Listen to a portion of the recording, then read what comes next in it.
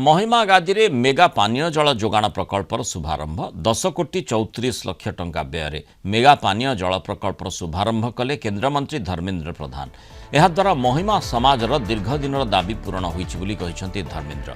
मोदी सरकार जल जीवन मिशन रे महिमा गादी रे दैनिक 35 लाख लिटर क्षमता विशिष्ट पानीय जल प्रकल्प आरंभ होइछि। एठारु दिनकू 10 लाख लिटर पानी स्टोरेज हेबो। सान मठ बड़ मठ यात्रा पड़िया समेत 10टी मठ और सर्वसाधारण स्थान को पाइप जोगे 24 घंटा स्वच्छ पानीय जल मिल पार। याद्वारा 13टी गाँवर 12,000 अधिक लोक उपकृत हेबे। स्थानीय अंचल विशुद्ध पानीय जल आवश्यकता को पूरण करिबारे यह बेस सहायक हेबो बोली कहिसंती केन्द्रमंत्री। एनएसए प्रधानमंत्री नरेंद्र मोदी, मुख्यमंत्री मोहन चरण माझी और ढेंकानाल जिला प्रशासन और आर्थिक अनुदान पई ओएनजीसी को धन्यवाद जणाइछंती।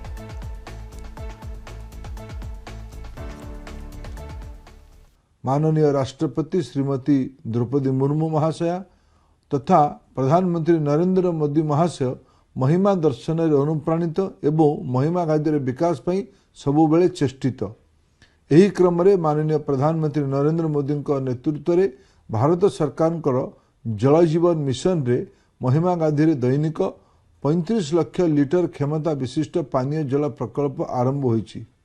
एही मेगा पानीय जल प्रकल्प पई ओएनजीसी पक्षरु सीएसआर प्रकल्प अधीन रे 10 कोटी 34 लाख टंका प्रदान करा जायछि। एथिपाई ओएनजीसी को धन्यवाद जणाउछि। एठार दिन को 10 लाख लिटर पानी स्टोरेज होई परिबो। एही व्यवस्था द्वारा सान मठ बड़ मठ यात्रा पड़िया समते 9टी मठ और गोटे सर्वसाधारण स्थान को पाइप रे 24 घंटा पानी जोगा जाई परिबो। मोट 13टी गाँव रे 12,000 अधिका लोक माने यह द्वारा उपकृत हेबे। सेथिमध्यरु 20% परिवार समाज अनुसूचित जाति और जनजाति वर्गर भाई भौणी मानक पाई ये पानीय जल प्रकल्प उत्सर्गित।